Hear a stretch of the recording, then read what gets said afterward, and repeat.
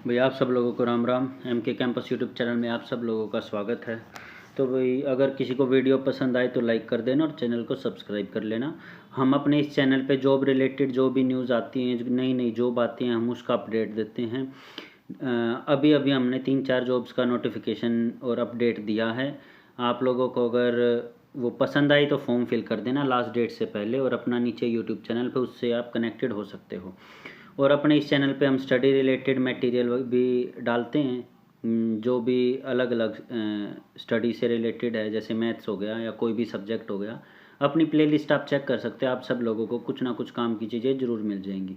और जो भी इम्पोर्टेंट न्यूज़ होंगी रिलेटेड टू स्टूडेंट्स के भी, स्टूडेंट के लिए क्या अच्छा है, क्या हो रहा है, क्या गवर्नमेंट कर रही है, क्या कोर्ट ने कराया है, और कोई भी इम्पोर्टेंट वर्डिक्ट है कोर्ट की, रिस्पेक्टेड कोर्ट की, वो पढ़ के और आप लोगों को इजी भाषा में अवेलेबल करवाना, वो भी अपना काम है। आप लोगों के लिए इजीली प्रोवाइड हो जाए वो सारे के सारे काम, इसीलिए यूट्यूब चैनल बनाया गया है। तो भाई अब हम थोड़ा सा ये कुछ चीज़ें हैं जो बच्चों के डाउट हैं, कॉन्टीन्यूसली डाउट आ रहे हैं। पहला डाउट तो है जी, 1 सितंबर 2023 को अपनी HSSC की तरफ से हियरिंग है, बच्चों की तरफ से जो केस लगाया गया था respected Punjab and Haryana high court में। तो भी उसकी अपनी HSSC ने पूरी तैयारी कर ली है। और जहाँ तक हिसाब है HSSC का, तो वो कह रहा है कि हम पेपर अपने ढंग से लेके दिखाएंगे और 56 का कैंसिल नहीं होने देंगे। बच्चे की तरफ से जो लॉयर हैं, रिस्पेक्टेड लॉयर, वो ये कह रहे हैं कि जी पेपर तो होगा, इसमें बहुत सारी प्रॉब्लम्स हैं और पेपर तो दोबारा करवाना पड़ेगा, ना तो जी हम आगे जाएंगे सुप्रीम कोर्ट में। ठीक है जी, ये है जी दोनों का पक्ष। अब मेरे अकॉर्डिंग तो पेपर नहीं होगा दोबारा, चलो हो जाए तो अच्छी बात है, क्या दिक्कत है। नंबर 2, पेपर कैंसिल होगा या नहीं। तो भाई हरियाणा पब्लिक सर्विस कमीशन की तरफ से जो अभी अभी कल परसों मीटिंग हुई है, OSD और चेयरमैन जो हरियाणा पब्लिक सर्विस कमीशन के हैं, उनमें जो दोनों में मीटिंग हुई है, बच्चे और OSD, बच्चों की मीटिंग थी OSD और चेयरमैन सर के साथ। तो वहाँ पर OSD और चेयरमैन ने साफ साफ बच्चों को कह दिया कि चलो मान लिया गलती हैं, सिस्टम में गलती हैं, लेकिन पेपर कैंसिल नहीं होगा। अगर हमें ज़रूरत पड़ी तो जो रिपीट क्वेश्चन है हम उनको कैंसिल कर देंगे। यानी कि जो रिपीटेड क्वेश्चन है ना, वो लोग उनको हटा के और जो 59 में से है उसमें से आप लोगों की कट ऑफ ले आएंगे। ये बात मैंने सबसे पहले कही थी पेपर के अगले दिन 8 तारीख को जब मेरी वीडियो आई थी, ध्यान से सुन लेना उसको, क्योंकि मैं जानता हूँ गवर्नमेंट काम कैसे करती है। एक बार ही पेपर हो जाए वही बहुत बड़ी बात होती है, 2-2 बार लेना, 3-3 बार लेना किसी के बस की बात इतनी होती नहीं, समझे। तो गवर्नमेंट पेपर दोबारा नहीं लेगी, नहीं लेगी और नहीं लेगी। इसी पेपर में कुछ ना कुछ 3-2-5 करके और रिजल्ट निकाल कर ज्वाइनिंग करवा देंगे। ये है जिनका सिस्टम और इजी तरीका। अब जी देखो, कई बच्चे इसी चीज़ में उलझे हैं, पेपर कैंसिल होगा नहीं होगा। और कुछ मेरे भाई और बहन तो ऐसी हैं कि वो इसी चीज़ में लिपटी हुई हैं कि ये 4 गुना तो नहीं कर देंगे। तो भाई 4 टाइम्स अभी नहीं होगा, बात समझो। अगर 4 टाइम्स हो गया ना, तो जो आप लोगों का टायर 1 हो चुका है वो पेपर भी कैंसिल हो जाएगा, बिल्कुल सिरे से ख़त्म। तो सोचो कितना बड़ा रिवेन्यू लॉस हो जाएगा गवर्नमेंट को। वो दोबारा से रोल नंबर देगी, पेपर सेट करेगी, NTA के पास उन लोगों को जाना पड़ेगा कि जी दोबारा लेना हमने पेपर। तो 4 टाइम्स तो भूल जाओ। फिलहाल की जो 4 टाइम्स ही होगा। जो बच्चे ये कह रहे हैं कि भी एग्ज़ाम को सबके लिए ओपन करो, सभी टायर 2 में बैठेंगे जितने भी क्वालिफाई करेंगे, तो क्वालिफाई नहीं होने वाला है। तो ये बात आप मेरे से लिख के ले लो, क्वालिफाई नहीं होगा पेपर। ये वाला CT, अगला CT 100% होगा। अगर आप लोग ऐसे ही लगे रहे तो अगला वाला CT 100% होगा, लेकिन ये वाला CT क्वालिफाई नहीं होगा, नहीं होगा और नहीं होगा। चाहे आप 100 बारी बुलवा लो, किससे तक बुलवा लो। आपको ये टीचर कितने कहते रहे कि जिसका एक ही समाधान है क्वालिफाई करो, कोई बच्चा कहता रहे एक ही समाधान है क्वालिफाई करो। तो भाई क्वालिफाई नहीं हो सकता। आप लोग थोड़ा सा प्रैक्टिकल होकर सोचो। मेरे को पता है इस बात पे बहुत सारी नीचे गालियाँ भी आएंगी कमेंट में, और हर तरीके के बच्चे होते हैं।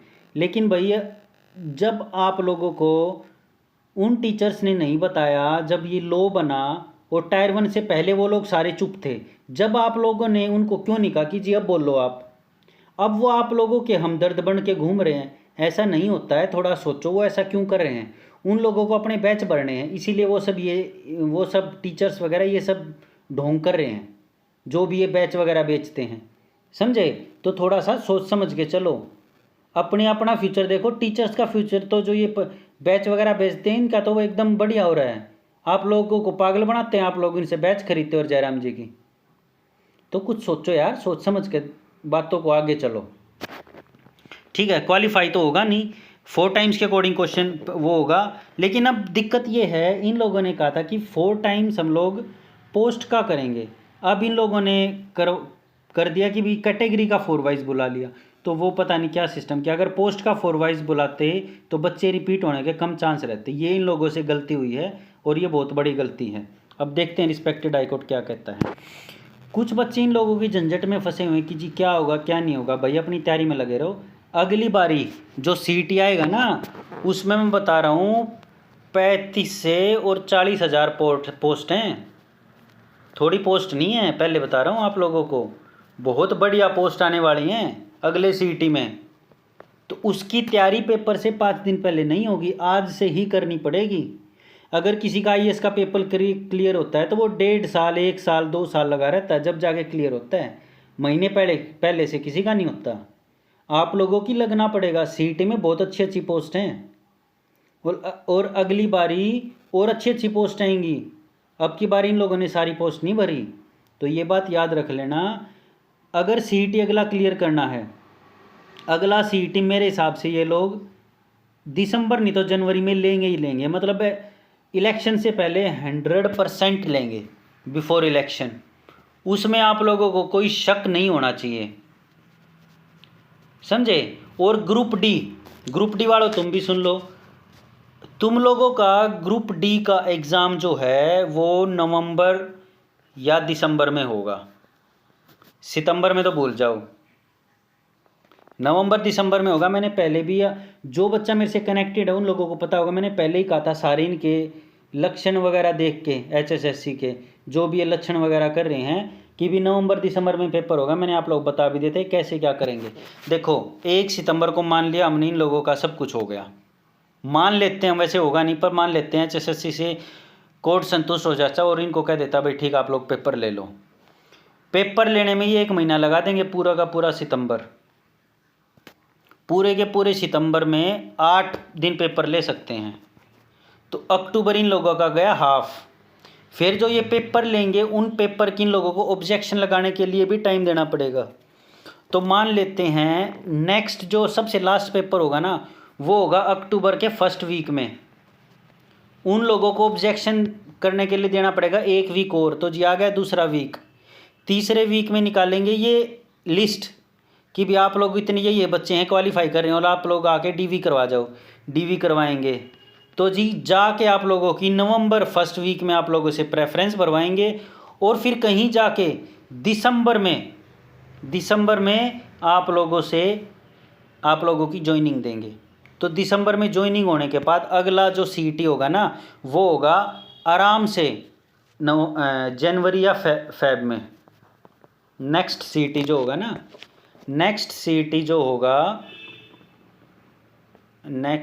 होगा जैन या फेब में।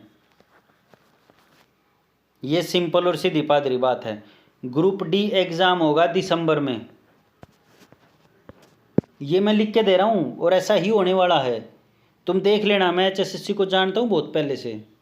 एचएसएससी ऐसे ही काम करता है और ऐसे ही करता रहेगा, समझे। ये तो जब ये बहुत ज़्यादा फास्ट फॉरवर्ड में करेंगे, एकदम बना देंगे बुलेट ट्रेन।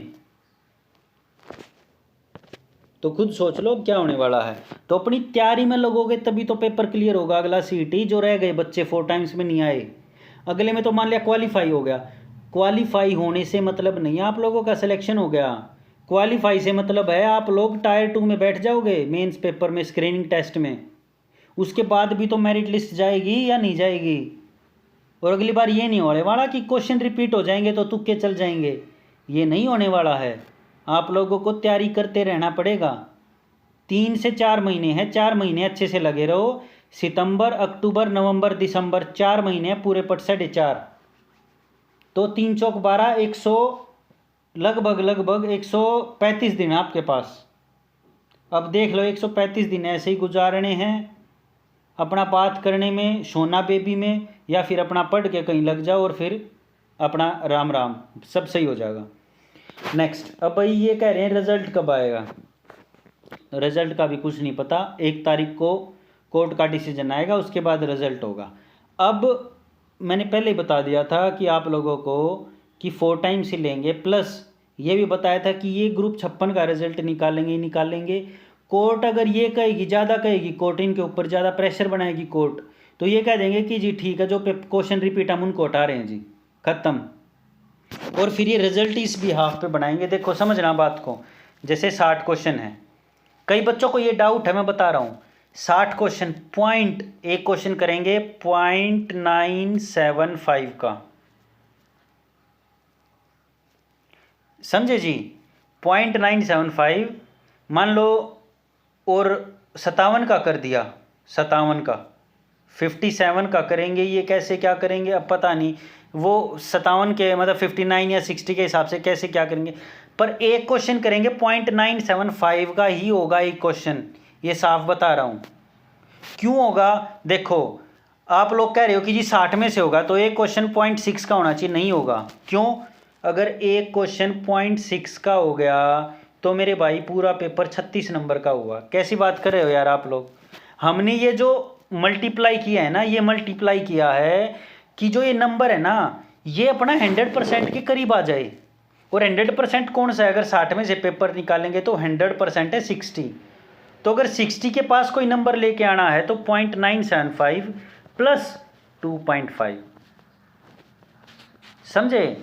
तो इस हिसाब से आप लोग, कई कह रहे हैं कि जी 2.5% है, मान लिया भाई 2.5% है, लेकिन अगर 60 का 2.5% बना तो कुछ भी नहीं बना, नंबर क्या मिलेंगे, कुछ भी नहीं मिलेंगे, पूरा 100% हो ही नहीं रहा ये किसी भी तरीके से। तो 100% होने का यही तरीका है, 0.975 से मल्टीप्लाई प्लस 2.5, जिन लोगों को भी सोशो इकोनॉमिक क्राइटेरिया के मार्क्स मिले हैं वो, तब जाके आप लोगों का रिजल्ट बनेगा। ये बात याद रख लेना, ऐसे ही होने वाला है। मैंने पहले भी कहा था और अब भी कह रहा हूँ, ऐसा ही होगा। कई बच्चे सहमत नहीं हैं, वो जब रिजल्ट आ जाएगा जब देख लेना। कई बच्चे क्या इस चीज़ में आपस में लड़ाई करने लग जाते, गाली गलौज पे उतर आते। भाई कुछ नहीं होना जाना, मैं पहले बता रहा हूँ, लड़ाई से तैयारी पे लगे रहो। जब ये रिजल्ट आएगा, जब आएगा, अगर आप लोगों के पास आप लोगों का प्लान बी है तो प्लान बी पर लगे रहो, समझे। अगर प्लान बी है तो प्लान बी की तैयारी करो। अगर यही प्लान है, प्लान ए ही यही है कि HSSC की तैयारी करके लगना है, तो जब और कोई ऑप्शन है ही नहीं तो क्यों लड़ाई कर रहे हो भाई।